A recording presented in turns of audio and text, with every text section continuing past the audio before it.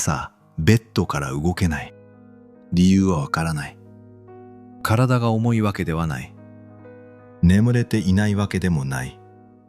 ただ、起き上がる気力が湧いてこない。満員電車に揺られて職場へ向かう。昨日と同じ時間、同じ車両、同じ顔ぶれ。会社に着く。昨日と同じ作業が今日も待っている。指示に従い仕事をこなす。会議に座り、メールに返信する。そして夜、家に戻る。何かをした気はする。ただ、何が残ったのかは思い出せない。当たり前と考えて過ごしている日常で、ふと不安に駆られたことはないだろうか。こんな日々が明日も、またこれからもずっと続くのかと。自分は何のために働いているのだろうと。これだけ働いているのになぜ満たされないのだろうと。その不安はあなただけのものではない。世界中で自分の仕事に意欲を持って取り組んでいる人はわずか 21%。ギャラップ社の2024年調査が示した数字だ。英国の労働者の 37% は自分の仕事は世の中に意味のある貢献をしていないと答えている。文化人類学者デビッド・グレーバーが2018年の著書ブルシッド・ジョブで報告した数字だ。私たちはかつての王族よりも豊かに暮らしている。それでも奴隷のように忙しく心は満たされない。働いて働いてと求められる時代になぜ自分だけが疲れているように感じるのか。頑張っているのになぜ虚しいのか。その答えはあなたが弱いからではない。この働くこと、それ自体に見えていない構造がある。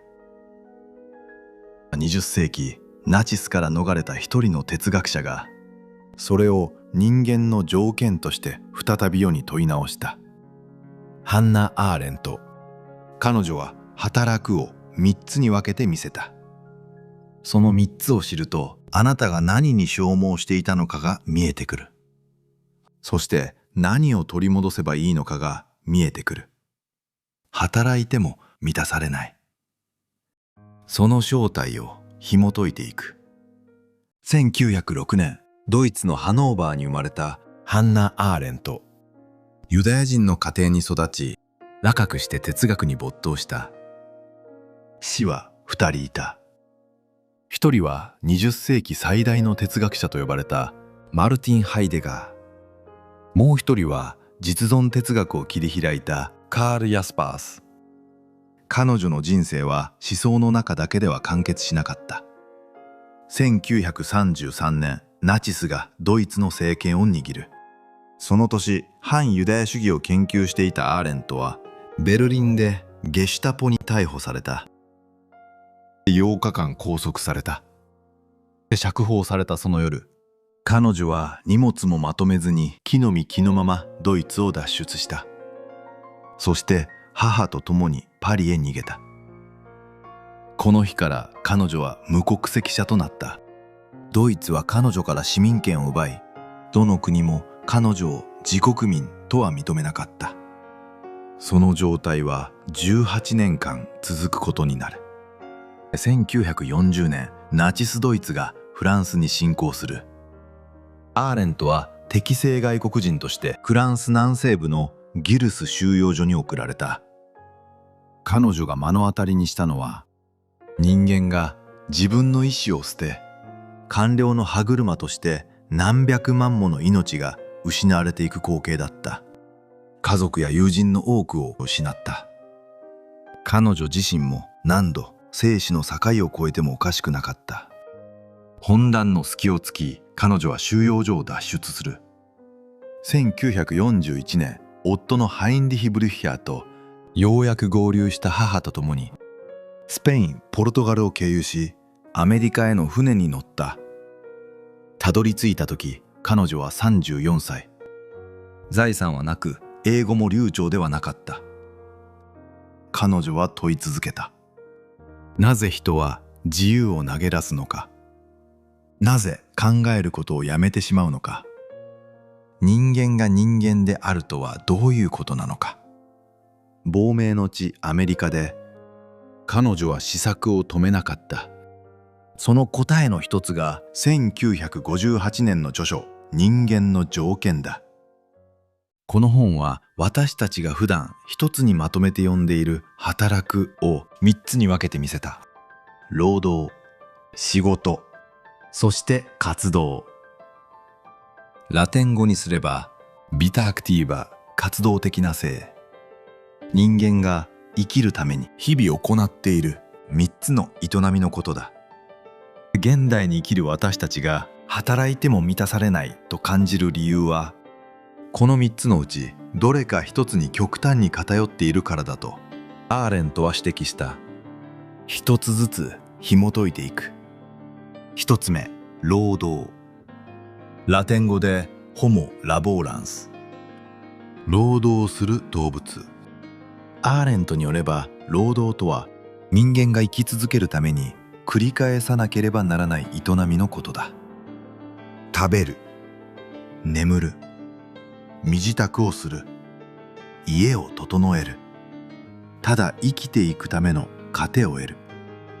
労働には一つの本質がある。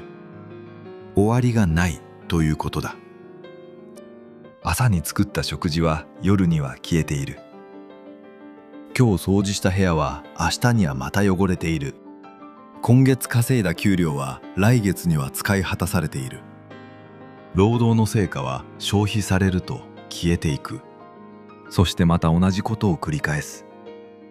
円環のように人生がぐるぐると回り続ける。現代に生きる私たちが働いていると感じている時間のその大半が実はアーレントの言う労働だ。満員電車に揺られての毎日の通勤。昨日と同じ繰り返しの作業。誰かの指示に従うだけの業務。意味を見出せない会議。これらすべてが消費されて消えていく。完成することなく達成感もないまま、翌朝また同じ円環が始まる。労働は悪いものではない。人間が生きていくために欠かすことのできない営みだ。しかし労働だけになると人は何かが足りないと感じ始める。なぜなら人間はただ生きるために生きているのではないからだ。二つ目、仕事。ラテン語でホモ・ファーベル。ものを作る人。アーレントが仕事と呼んだものには、労働とは決定的に違う一つの特徴がある。始まりがあり、そして終わりがある。労働は終わらない。食べることに終わりはない。掃除に終わりはない。しかし仕事は違う。例えば本を一冊書き上げたとき、それは完成する。絵を描き終えたとき、それは完成する。家を建て終えたとき、それは完成する。完成したものは独立した作品として世界に残る。1000年前に書かれた本を私たちは今も読んでいる。100年前に建てられた建物に私たちは今も触れている。作った人はとうに世を去ったのに、その人が刻んだ形は世界にとどまり続けている。仕事とは自然の中に世界を立ち上げる営みのことだ。そしてこれは特別な人だけの話ではない。文章を書いて日記や本として残す。絵や写真を作品として残す。楽曲を作る。庭を育て空間を作る。自分の手で何かを作って誰かに残す。これらはすべてアーレントの言う仕事だ。あなたが消えた後もそれは世界に残り、誰かが手に取り目にする可能性がある。労働だけの日々が虚しいのは、そこに完成するものが一つもないからだ。何かを作り上げ、自分の手の跡が世界に残る瞬間、人間はそこで初めて自然の繰り返しから抜け出す。そして3つ目、活動。これがアーレントが最も大切にした人間にとって最も人間らしい営みだ。活動とは何か。それは他者の前で言葉と行為を通じて自分は何者かを表す営みのことだ。ここでアーレントはある独特な区別をする。何と誰の区別だ。何は肩書きや役職、性別や年齢、出身地や経歴のことだ。履歴書に書ける情報。誰でも入れ替え可能なラベル。しかし誰は違う。それはあなたという他の誰でもない固有の存在のことだ。この誰は一人で部屋にこもっていても見えてこない。誰は他者の前で言葉と行為によって初めて現れる。会議で本音を言った時、家族と率直に語り合った時、友人に自分の意見をはっきり伝えた時、誰かのために勇気を出して声を上げた時、公の場で自分の言葉を発した時、その時誰でも良い誰かではなくあなたとして世界に現れる。それがアーレントの言う活動だ。労働が生命を維持し、仕事が世界を作るとすれば、活動は自分という人間そのものを世界に開く営みだ。ここまでをまとめよう。労働、生きるために繰り返す終わりのない営み。仕事、何かを作り上げ世界に残す終わりのある営み。活動、自分が誰であるかを他者の前で表す営み。アーレントはこの3つすべてが揃ったとき、人間は活動的な生を生きていると言えると考えた。自分の毎日を思い返してみてほしい。今日のあなたの時間は労働、仕事、活動、そのうちのどこにあったか。ほとんどの人はここである事実に気づく。それは大半が労働だったと。しかしそれはあなたの怠慢ではない。私たちが生きる現代社会そのものがこのバランスを根本から崩してしまっているのだ。なぜそうなったのか。そして私たちはそれをどう取り戻せばいいのか。アーレントの最も重要な指摘がここから始まる。ここで根本的な問いに戻る。なぜ現代に生きる私たちはこんなにも労働に偏ってしまっているのか。アーレントはある重大な指摘をしている。現代社会では仕事も活動もすべてが労働に飲み込まれていくと。これを彼女はこう呼んだ。労働する動物の勝利。私たちはもはや物を作る人でも自分として現れる人でもなく、ただ生きるために消費し続ける動物になりつつある。なぜこんなことが起きたのか。アーレントは3つの大きな転換を指摘している。1つ目は産業革命と機械化。機械の力で人間は飛躍的に多くを生産できるようになった。作られたものは長く使われる世界の一部ではなく、すぐに買い替えられる消費財へと姿を変えていった。2つ目は消費社会の到来。それは豊かさが増えたことで人々はより多く消費するようになり、より多く消費するためにより多く働くようになった。労働と消費が互いを駆動する円環として人間の時間のすべてを覆っていった。3つ目は公的な空間の衰退。かつて人々が自分の言葉で語り議論し、自分は誰かを表していた公的な場が専門家と専門用語に占められ、一般の人々は働く者、消費する者としての役割だけを残された。仕事は消費財を作る労働へと変質し、活動は参加する場を失い、労働だけが人間の生のすべてを占めるようになった。それを象徴する一節をアーレントは人間の条件に残している。現代ではすべての使用対象が消費財であるかのように扱われている。椅子やテーブルは服と同じ速さで消費され、服は食べ物と同じくらい早く使い古されていく。何十年も使い続けられ、世代を超えて受け継がれるはずだった椅子やテーブル。それが今では流行が変われば捨てられ、壊れる前に買い替えられ消費されて消えていく。服も同じ。食べ物のようにすぐに使い古される。世界に残るはずだったものまでが、今では労働のサイクルに飲み込まれている。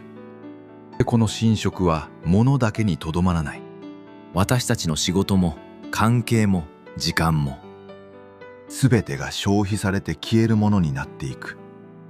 メールを返し、会議に出てタスクをこなす。昨日の達成は今日の数字に塗り替えられる。どれだけ働いても何一つ完成しない。人類学者デビッド・グレーバーはこれをブルシットジョブ、意味を見出せない仕事と呼んだ。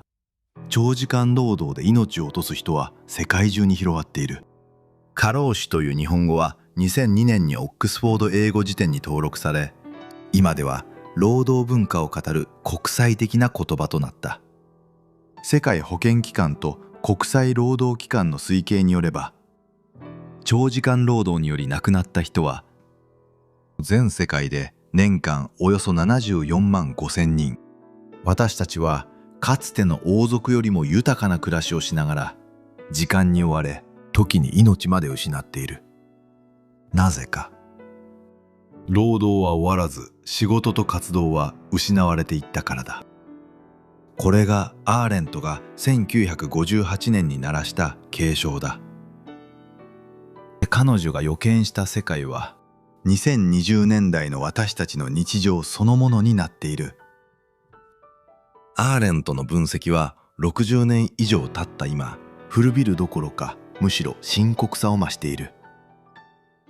ここまで聞いて絶望したかもしれない。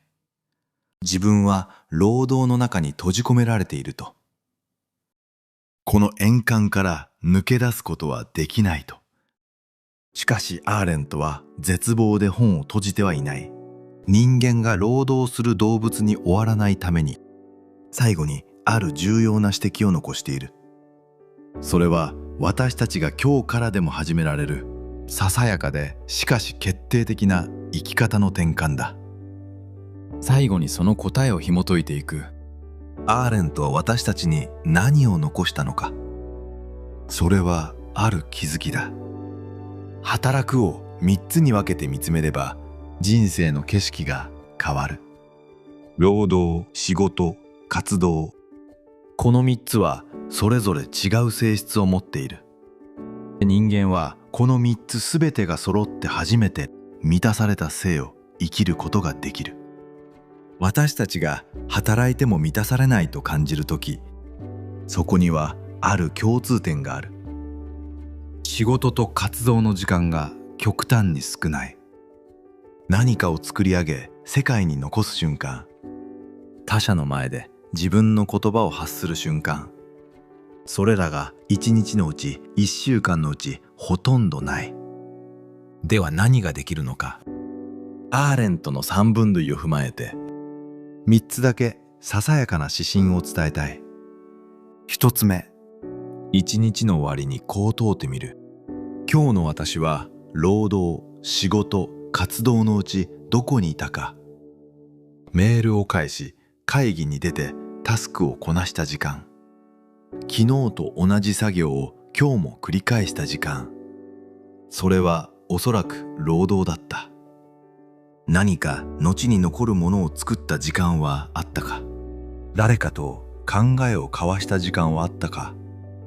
それを問うだけでいい。答えを出す必要はない。ただ自分の時間がどこに使われていたかを見つめる。この問いを持つだけで、人は自分の生を再び自分の手に取り戻し始める。2つ目、自分が週に一度何かを完成させる時間を持つ。長い文章でなくていい。立派な作品でなくていい。それは短い文章を書き終える。1枚の写真を撮って残す。1つのレシピを記録する。庭の植木鉢を1つ整える。何でもいい。ただこれは終わったと言える小さな完成を自分の手で作る。これがアーレントの言う仕事の最も小さな形だ。そこには達成がある。達成のあるところには満たされた感覚が生まれる。3つ目、自分の考えを持ち寄れる場を生活の中に持つ。人は一人で考えていても自分が見えてこない。活動とは他者と考えを交わすことから始まる。それは職場の人間関係とは限らない。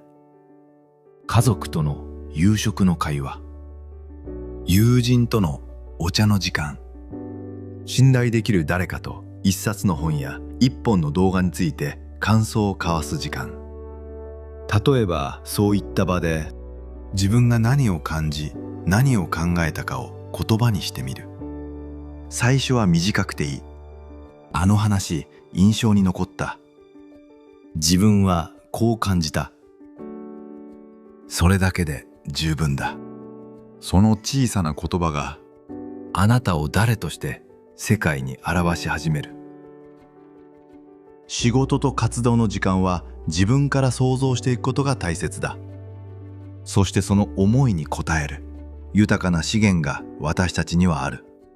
人類は何千年もかけて無数の知恵と無数の言葉を世界に残してきた。それは哲学者の問い、科学者の発見、作家の物語。歴史の中の一人一人の生。それらに触れることは時を超えて彼らと語り合うことだ。知らなかった考えに触れ、自分の中で何かを動かし、それを誰かに話したくなる。その時間こそが活動の始まりだ。最後にアーレントが残したもう一つの言葉を伝えたい。人間は生まれてくるというその事実そのもので世界に新しい何かをもたらす奇跡の根源なのだと。私たちは一人一人他の誰でもない固有の存在としてこの世に現れた。そして生きている限り新しい何かを始めることができる。働いても働いても満たされないとき、あなたは自分を責める必要はない。あなたが弱いからではない。仕事と活動の時間が足りていないからだ。労働の合間にささやかな歓声を聞き、信頼できる誰かと考えを交わす。その積み重ねがあなたが自分の性を確かに生きていたと感じるその日につながっている。今日のあなたは労働、仕事、活動のどこにいただろうか。その問いからすべてが始まる。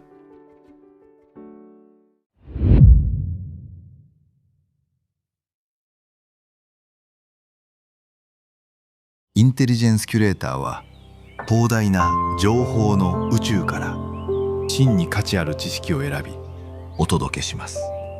教養は知性を磨き人生を自由にする。チャンネル登録はこちら。